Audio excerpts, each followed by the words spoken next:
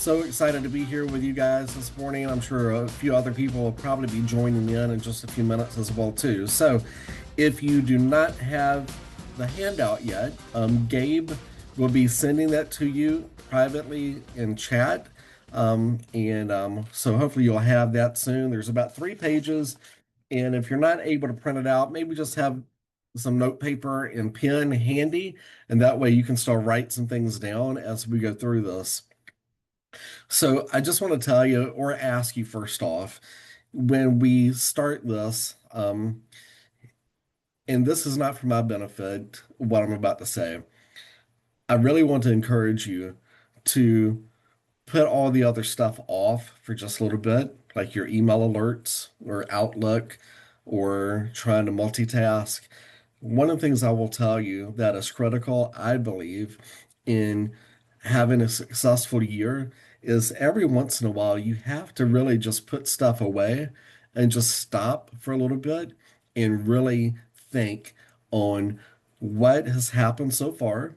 What are some adjustments you need to make? Maybe you need to reset some goals going forward. But I will tell you, it's so hard for realtors and lenders alike too to ever hit the pause button for a little bit and just stop and work on your business. I think too often we all work in the business, which is taking care of our clients, all the other parts that go along with your job that you have to do. Those things are super important. But I want to tell you the most important thing I believe we can do is a couple of times a year, or maybe 4 times a year, sit down and work on your business. And that's what this is about. So, just like a football game, and you may hear a lot of sports analogies because I love sports. If you don't know me very well, I love sports. But just like in a football game or basketball game, a lot of times the most important piece of that game for a coach is halftime, because that's when you go in and you can address what you've been doing. You can take a look at what's working, what's not working, make adjustments. Usually, the best teams are those that make adjustments at halftime and then go out and attack the second half of the game. So we're right here. It's June.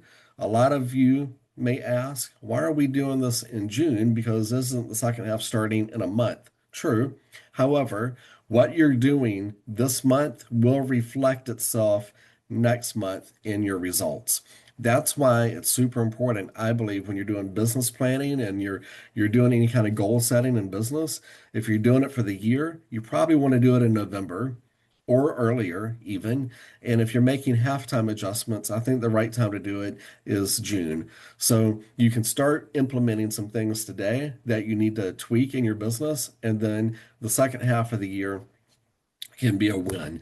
So there's a lot of people I've talked to over the last few weeks. I coach 30 plus LOs, and I will tell you, some have already written this year off because they're not on track to hit their goals. And I used to operate that way too. You get behind and you just stop. Um, there's also some people that are ahead of where they were last year and ahead of hitting their goals, and they may be celebrating a little too much and a little too long. So, my favorite NFL player of all time, Tom Brady, when he would win a Super Bowl, he would celebrate one day. He would give himself 24 hours to celebrate, get it out of his system, but after that, it was back to work. That's what a champion does. You don't reflect too much on the past, but you make the adjustments you need to make. And you can't reflect on failures too long, but you also can't reflect on celebrations too long either. You have to pick it back up and get right back in the game, right? So we're going to take a hard look at what has been happening thus far. So today is not just about adjusting your numbers for the second half of 2026.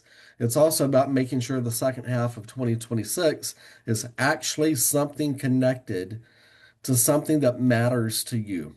All right. So on your handout, if you were able to print it out, or again, like I said, if you can't print it, you can look at it, maybe find a place to write some things down. But I want us to pause for just a little bit. And there's a question that I'd like for you to take some time and write it down. I'm not going to ask anybody to share this out loud, but what are you really building? What is your why?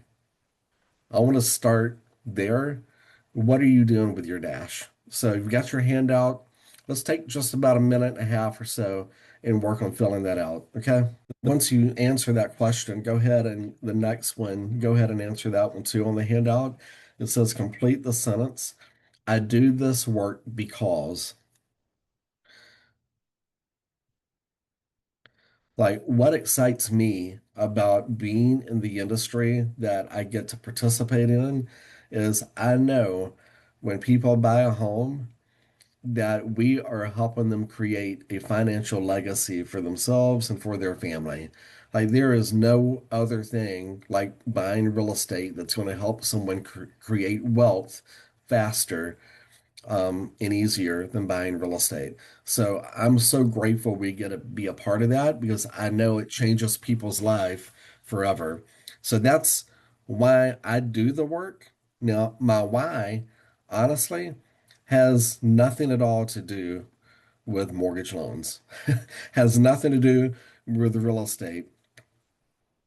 My why is way more about being, being the husband I need to be, being the dad and provider I need to be to my family, being a friend to those that are around me. It's about making a difference to in the world, to charities and things that are important to my wife and I.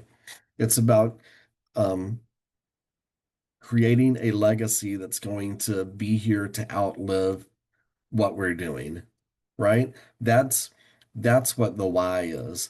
But I'm just saying, so often when we don't spend a few minutes thinking about this dash that is in between, the years that we're born and that eventually we will pass on, that dash is everything.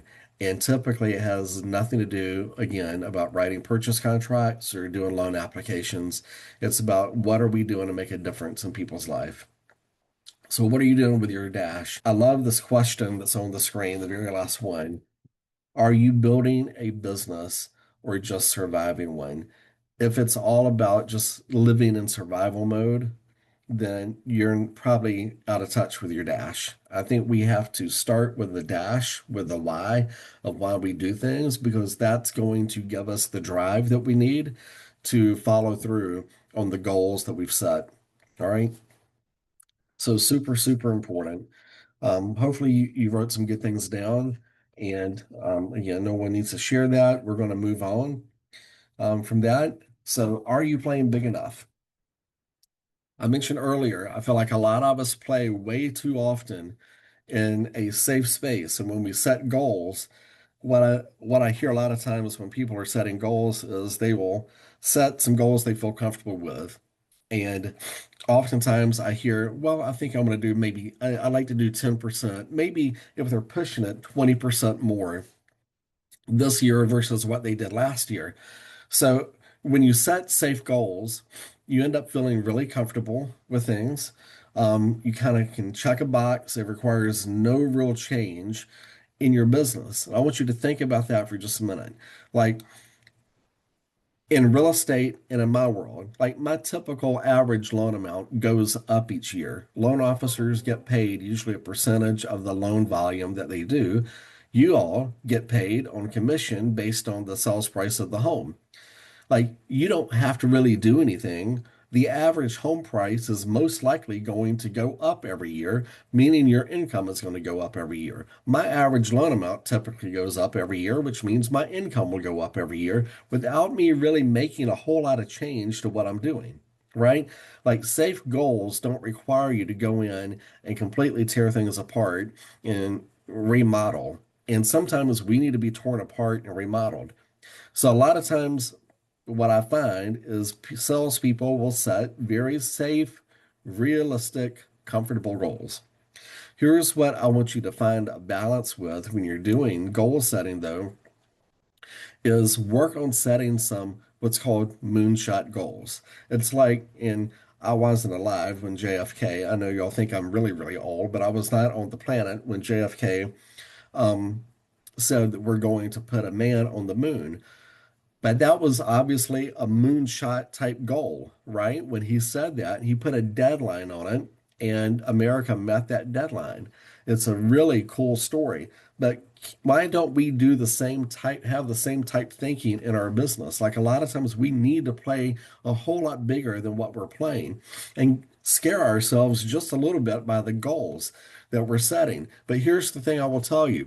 If you set a moonshot goal, something in your business has to change. And that's the beauty part of setting goals that are outside of your comfort zone. So we set a huge goal for this year in loans that we're going to originate and produce. Are we on track? No, we're not on track, but I will tell you, we're way ahead of where we were this time last year. So there are things that are helping us progress at a quicker rate than just setting safe goals.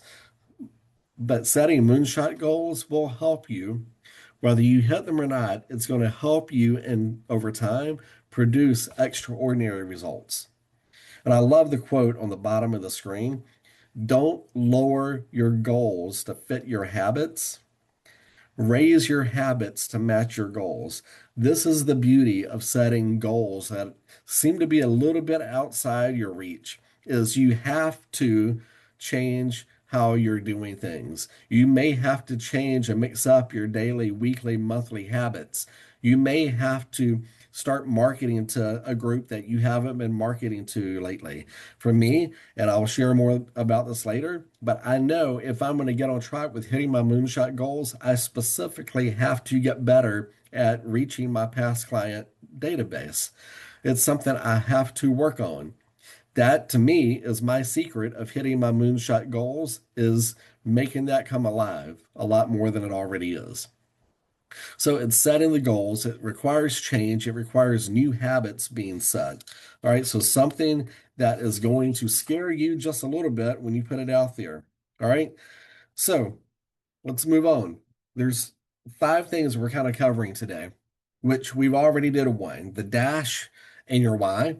We're also going to do really an honest assessment of where you've been. I do know at halftime, you've got to look and see and examine what you've been doing and is it working or not working and make adjustments. So we are going to take an honest assessment of the first half of 2026.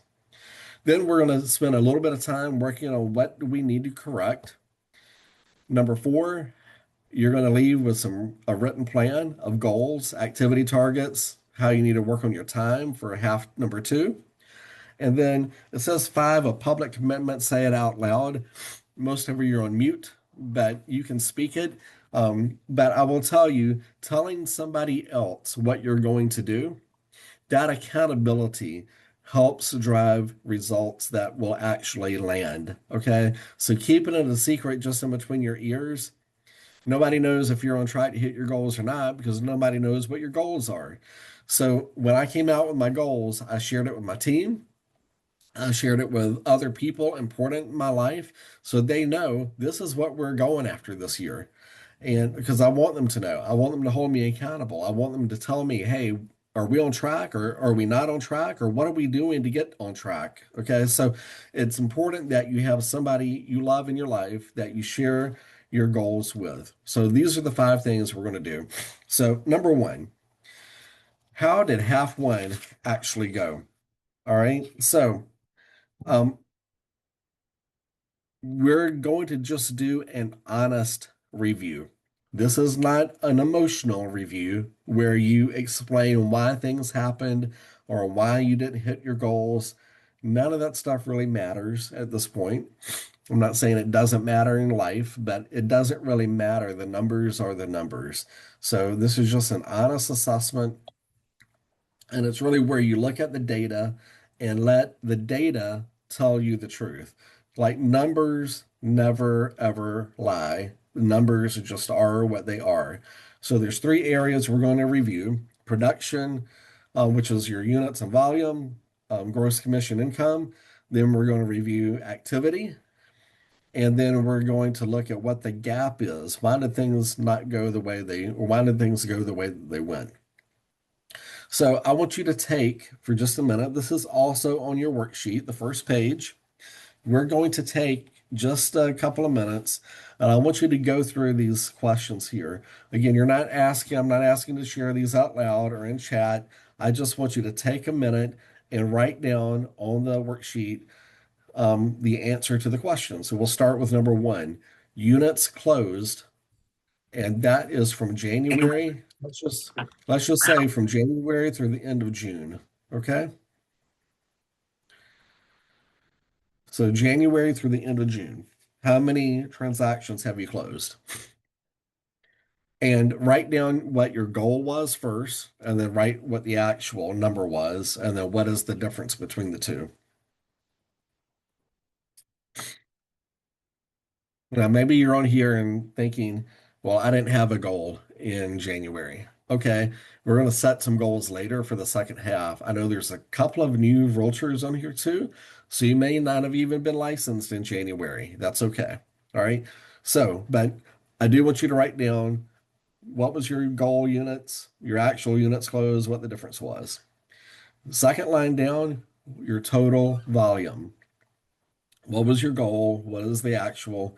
What is the difference? Third line down, your gross commission income. What is your goal through right now or through the end of June? What do you think it will actually be at the end of June? You should probably know that by now. And what is the difference? And then lastly, what are you averaging per month in closings? Your goal, your actual, and what is the difference? Your monthly average. There may be some on here that don't know what the numbers are. So I want to stop right for just a second and just share something with you that I know I've learned in my career because there was a time, definitely in my career, that we would get halfway through the year. I wouldn't have a clue on any of the stuff. And that's a major problem because a lot of times what I find is salespeople do not treat their business like a business. So it doesn't really matter where you hang your hat, whether it's Remax, MKB, Long and Foster, it makes no difference really where you hang your hat. You are a business owner and you need to treat the real estate business as a real business as it is.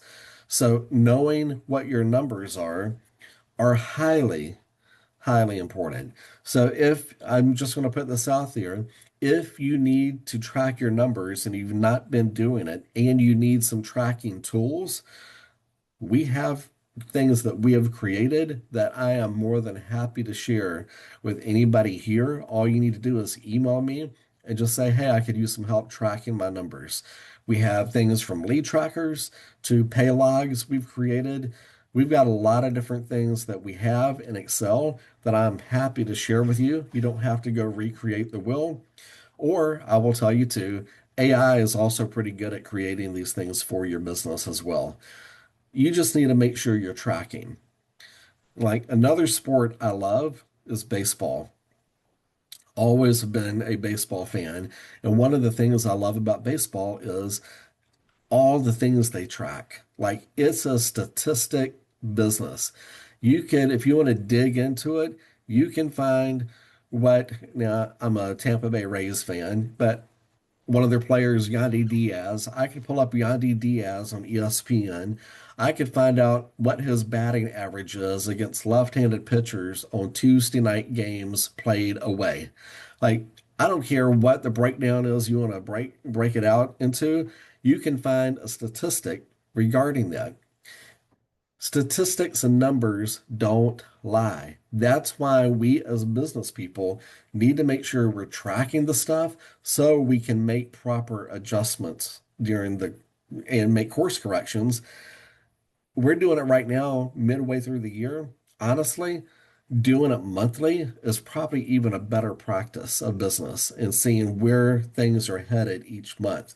But you need to track your numbers. So I just want to pause there, dwell on that for a little bit. If you need help tracking anything, we probably have a tool we can share with you that would help that piece. Okay.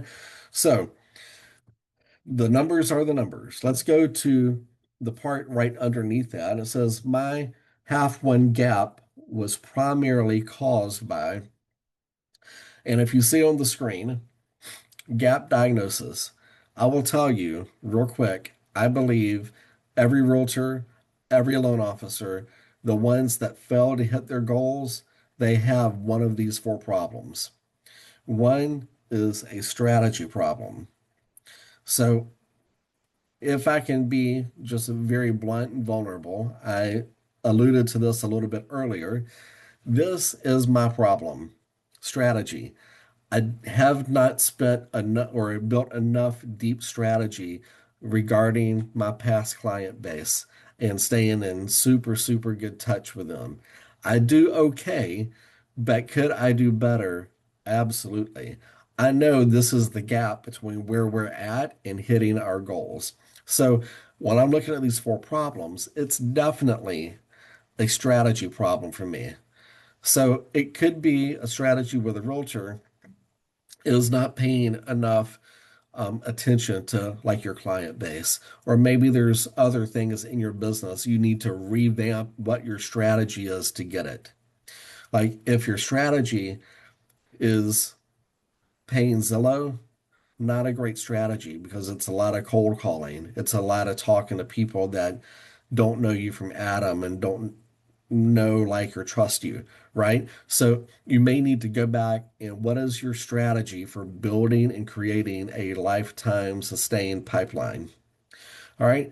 So that's usually problem number one. Problem number two is activity problem. What does that mean? It means I know I should prospect, but I'm not doing it. So all of us are salespeople. Whether you're a realtor or a loan officer, technically, we're salespeople. That's what we do. Salespeople need to prospect, but most of us are quote unquote allergic to making money. So we don't prospect because we feel more comfortable in our little safe space behind a computer screen or on Facebook. We have to prospect, and that means talking to people. If you know anything about me, you know I'm not really an extrovert. I would much prefer sitting in a room with a cigar and a computer and a phone by myself. That is who I am. Now, that's great unless I want to make money, which I do like making money. So I have to prospect and I have to go talk to people. I have to call people. I have to meet with people. Those are requirements for this business and really anybody in sales to prospect. So I do have a plan to do that. We'll talk more about what activities you should be doing in a little bit. But do you have an activity problem? A lot of salespeople do. Number three, do you have a skill problem? What is a skill problem? It might mean how do you overcome objections? How do you know if you're meeting with someone that is going to look at selling their home and you know they're going to be meeting with three or four different agents to interview them, maybe you're walking a little scared because you're a new agent. How do you overcome that? Like working on these skills to overcome objections, that is a skill problem if you're not working on those things all the time. So what I would challenge you to do, you may hear me talk about AI every once in a while, but I will tell you right now, it is a great tool that we all should be utilizing some. But if you need to role play and you don't want to role play with another human because it might embarrass you, role play with AI. I have role played many conversations with ChatGPT or Claude as if I'm going into a meeting. I want to win the meeting. I want to be persuasive, and me and or AI and I will role play the whole conversation. It will even critique me on my conversation. So there's ways that we can work on developing our skills. All right. Sometimes you're just having the conversations out loud over and over and over. So, it used to be back in the day, if you're driving your car and somebody next to you saw you talking to yourself, they would think that you might be psychic or a weirdo. But now nobody even cares because everybody's talking because they're usually on the phone. If you're driving to and from someplace, role play conversations with yourself. Like nobody knows and nobody cares. So, Work on developing your skills. We all need to, and it's something we all need to work, even if we're good at it, we still need to work on it all the time and keep working on our craft, right? Number four, this is a big one. And I just took a survey last week of the 30 loan officers I'm coaching and asked them which of these four they deal with the most. Overall, wasn't even close. Number one, distractions. It is a epidemic among salespeople. So I want to just spend a little time here talking about distractions and give you some samples of how we get distracted. One thing I know I will do, I like to put stuff on Facebook. When I post something, I can very easily find myself scrolling endlessly and mindlessly for minutes and minutes and minutes. Facebook, social media, Instagram, it's a distraction. Emails are a distraction. If you keep alerts on your phone or on your computer screen that alert you when an email comes in, it's distracting you from it's keeping you from doing the prospecting you need to be doing. Many times, text messages on your phone are a distraction. Many times, home inspections, the fires, the crisis that happen in selling real estate. I'm sure all of us have fires and crises we deal with. They're distractions. And you may be thinking, well, yeah, but I've got to deal with this because there's people's life and, you know, people are planning on moving. I have to get this done. True. But I want you to think about this for a second. When a fire or crisis happens in real estate, a true emergency, we need to reframe this a little bit. A true emergency really is when somebody is supposed to be buying a home today or tomorrow morning, and all of their furniture is packed up on a moving truck, and the loan isn't clear to close yet, or there's another problem that's popping up. That's a fire. What a fire is not, though, is someone that's closing in 2 or 3 weeks from today and a little issue has popped up. Yes, it needs to be dealt with, but it doesn't interfere with me prospecting because it's not an emergency. It doesn't mean it's not going to be dealt with. It just means I've got power hour on my time calendar between 10 and 11. Therefore, 10 and 11, that time is booked and I'm going to prospect. Maybe I deal with the fire of the crisis at 11:30 or this afternoon. It will get dealt with, but it's not a fire crisis. The problem that one of the main reasons people have up and down problems with their consistency in their business is because they allow things that they think are fires to override prospecting time. Prospecting has to be done every single day if you're going to be successful long term as a realtor or as a loan officer. It has to be done. It's a non-negotiable. So, what are things in your life or in your business that you're allowing to distract you from doing the one thing that's most important? So, I want you to take that worksheet and it says my half win gap was primarily caused by, and pick one. You might feel tempted to pick all four, but pick the one that you think is the biggest reason. Okay.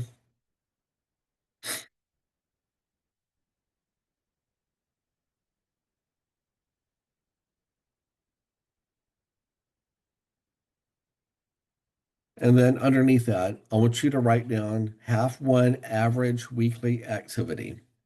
So, on average, and again, I know most salespeople don't track this, but on average, how many conversations do you think you have per week? How many appointments on average do you think you have per week in regards to real estate?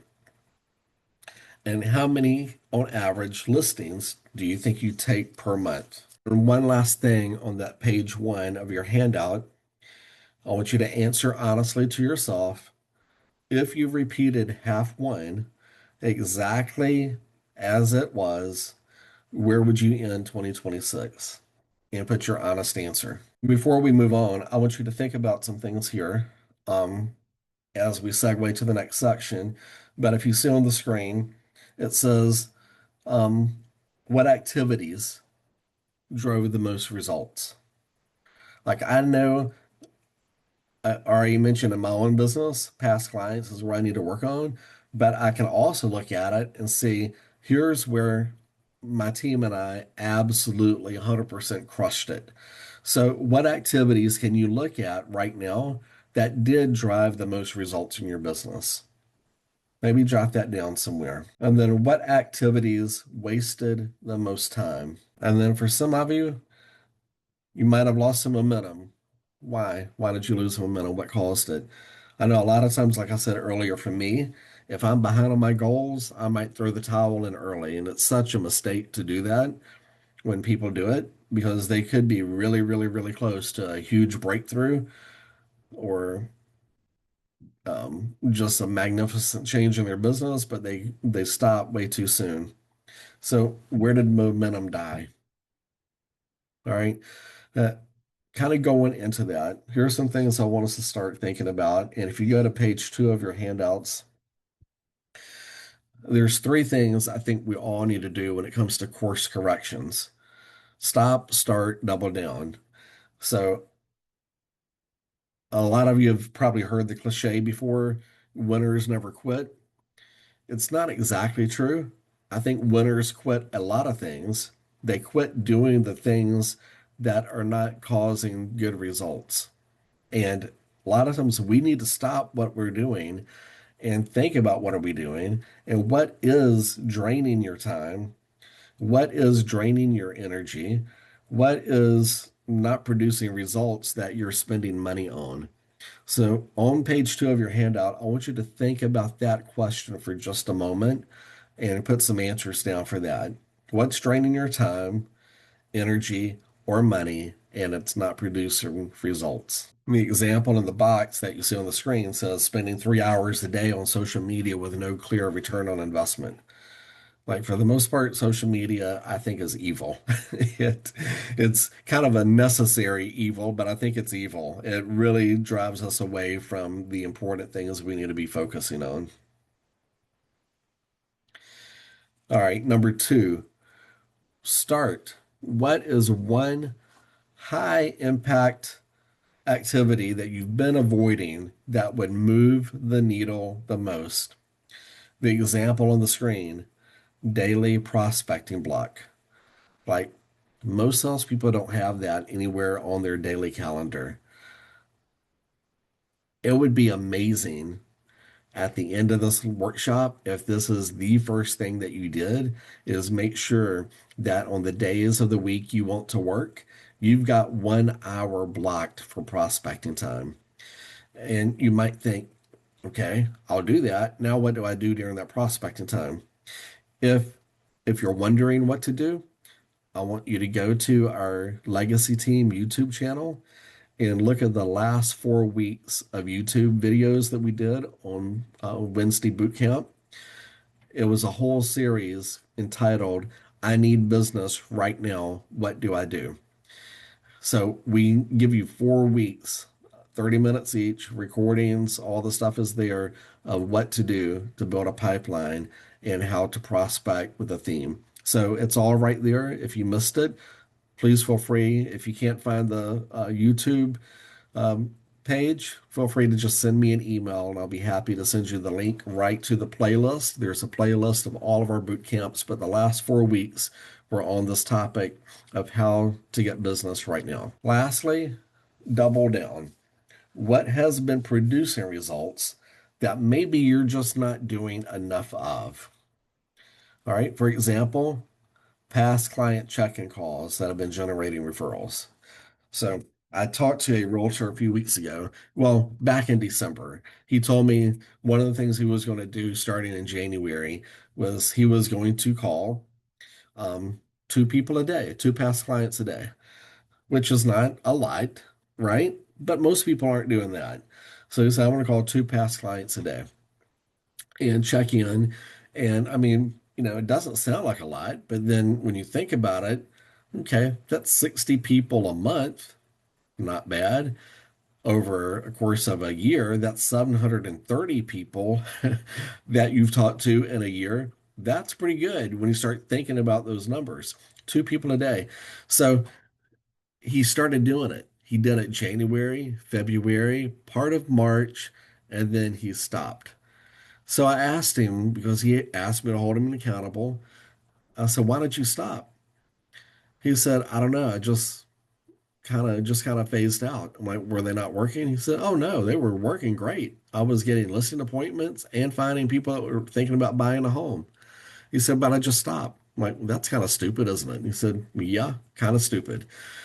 Sometimes you just need to stick with something, and sometimes it feels mundane, sometimes it feels redundant, but doing the same thing over and over and over, it's usually what successful salespeople are finding themselves doing over a long-term career. It's the same thing over and over and over, but they're consistent. Consistency is the number one thing I think salespeople need to learn is being consistent with something. So, what do you need that you're doing? It's kind of working, but you need to double down on it. Maybe if you're calling two people a day, maybe you feel like, okay, that's working. Let's make it four. I can crank two more phone calls out a day. Let's do four. All right. So, what can you double down on right now? This discussion, it says discussion question. We did this in a live setting a few weeks ago, but I want you to think about this for a minute. What is one activity that would make the biggest impact to your business if you did it consistently for the next 90 days? Don't list 10, but what is the number one activity that would make the biggest impact to your business? I want you to think about that and then write that down on your worksheet. And it can't be something you're already doing. What is one thing you can add that would make the biggest difference? Section three, my favorite subject, math. So I know everybody loves math. Actually, most people don't. But here's what I will tell you. Most realtors don't necessarily have an income problem. They actually have a math problem. And it's a math problem they've never worked on before. And I will tell you, if you can figure this math problem out, it's just numbers. And again, statistics don't lie. It's just figuring out what you need to do to hit your goals and then going out and doing the activity that's required to do it. So we're going to kind of reverse engineer these numbers a little bit, but this is also on your worksheet that you have. We're going to work this backwards. Okay. So I want you right now put down what is my half, not HAVE, but HALF, half, second half of the year, units goal. So, how many closings, transactions do you want to close between, let's say, July 1st and December 31st? If you track your numbers, you'll actually know what your close rate is, your percentage of um, closings that you have. You'll know how many leads it takes to get to that number. But if you don't know what your specific close ratio or your closing percentage is, I want you to write down in close rate 25%. That's kind of an industry standard or industry average for realtors. Yours may be more, may be less, but you need to know what that number is. And again, if you're not tracking that, we do have a lead tracker I'm happy to share with anybody here that will help you track what your closing percentage is. And it's good to know. Like, let me just give you a little bit of added bonus with this. If I tell you, and what I'm about to tell you is actually accurate information, but if you Google what is the average closing conversion rate of loan officers, it's less than 20%. Okay. But we've tracked our leads for years and years. Ours is almost 54%. So if I'm meeting with a lead or I'm meeting with a realtor that I would like to get business from, me sharing with you that your clients are more likely to buy a home with me as their lender. That's important to you. Or if I share with you, you're more likely to get a paycheck from your leads you send to us when they work with us because our closing conversion rate is 54%. That's important to you. We're going to help you make more money. Now, I want you to take that and flip it.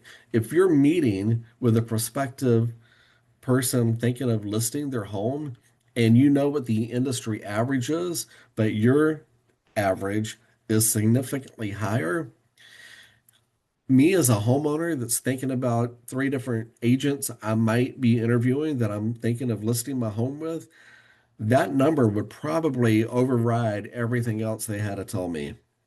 Like if you're blowing everybody else away and I'm more likely to get my home sold with you as my realtor, sign me up. I'm interested. Knowing these numbers, they're not just good for your business, but they're good for who you're prospecting to. Okay. So, anyhow, that was just a little added bonus. So, you should have your half two units goal, your closing rate. And if you know that number, like if you take your half two units goal and your closing rate, you need four times that in appointments to hit your goal. All right. So, how many appointments do you need to hit your units goal? So, for example, if your units goal is 25, your closing rate is 25%, you need 100 appointments. How many people do you talk to that actually will set appointments with you? Okay, so this is another thing I would encourage you to start tracking. If you're not sure what that number is, I would put down 20%. So you need 20 times whatever appointments you are in conversations per week. And I hope this is all making sense. This, I will tell you, this math problem is the thing that completely turned around my business. Completely. Like on average, I want to close about 13 to 15 loans a month. I've done this math problem for me specifically, and I know what my number is. I need 75 conversations a week. That means 15 a day, Monday through Friday, different people, but I need 75 conversations a week. For me, it will generate about 50 leads a month, almost every single month. Like this past month, we had 46, but the month before, we had 54. On average, it's going to give me about 50 leads a month. And those 50 leads a month will generate about 15 closings each month. Now, some of that 50 doesn't mean the other 35 aren't going to be using me. They probably will. They just haven't found a home this month, right? So it will always kind of go from there. But I know my number to hit 15, I need 75 conversations every single week. I've tracked it for years. That is the number for me. All right. I want you to start tracking the stuff. So you know what your number is. Your number might be 26 conversations a week or 32. It could be whatever. You just need to know what your number is. We all have different goals, but I want you to start tracking the stuff because now when you get it down to a science, you know you can trust the process. As long as I do this activity, it's going to generate this and it's going to generate this. All right. Simple math problem, but it will fix your business. So, what I want to ask you is once you know now how many conversations you need to have a day, how many appointments you need to have, does your current calendar actually reflect the things that you know you need to be doing? And if it doesn't, this is something you really, really need to go to work on and get your calendar in order. I'm a huge believer in time blocking. I've already mentioned AI before. If you need help with time blocking, AI will do this for you. Use it. Just tell AI, this is what I'm trying to get done in a week. mention all the stuff. If you got kids, I have to take my kids to school between the hours of whatever. Tell it everything. It will spit back out at you the time you should be prospecting, the best time of the day you should be prospecting, and how you can do all of it and get it all done in the course of a week. Like it's crazy. But most of us need to spend a little bit of time blocking our calendar for the most important activities. All right. So let's work on building um, our have to plan. All right. So we just talked about this, right? So you know the units goal, volume goal, gross commission income goal, your monthly target, weekly conversations you need to have, how many weekly appointments you need to have, the daily contacts, and then working on your calendar blocks. So I want to ask you a question. What would have to change about your daily discipline for your have to goal to actually happen? What needs to change? I want you to take just a couple of minutes and write down that answer. We're not going to share it with anybody here. Just write that answer down. What needs to change so your daily about your daily discipline for that goal to actually happen. I want you to write this down somewhere, and this is actually on the bottom of your worksheet, I believe. In the second half of 2026, I will close X number of homes and I commit to X number of conversations every week. Write this down. We're about near the end. I just want to leave you with this. Second half of 2026 has not happened yet. It's still blank. It's still yours to write. And if you think, well, I'm so far behind the eight ball, what in the heck? How is it ever going to happen? Ask Tom Brady and the New England Patriots when they were in the Super Bowl and down 28-3. It's possible. You can you can be having a most miserable kind of year. Everything can change right now, but it starts with your daily disciplines, your daily habits that are probably going to need to be tweaked. And it's turning the distractions off. It's working through all those four things: the strategy, the activity, what needs to change with your strategy, what needs to change with the activity, how can you improve your skills? It could be reading a book, it could be listening to a podcast, it could be role playing. What needs to change in your distraction worlds? How can you turn things off? Like the focus mode on an iPhone is one of the most amazing features they've ever added to it. Like, put it on focus mode, work through the things that are distracting you, but you have to stay true to prospecting. So all all this year still has a whole lot to be written in it. And whatever changes we see happen, they're going to be the fruit of what our changes are on the front end, on how we change our daily habits and change our daily discipline. So don't lower your goals to fit your habits. Raise your habits to match your goals. If you get nothing else but get that one piece today, it's something that will change the rest of this year for you.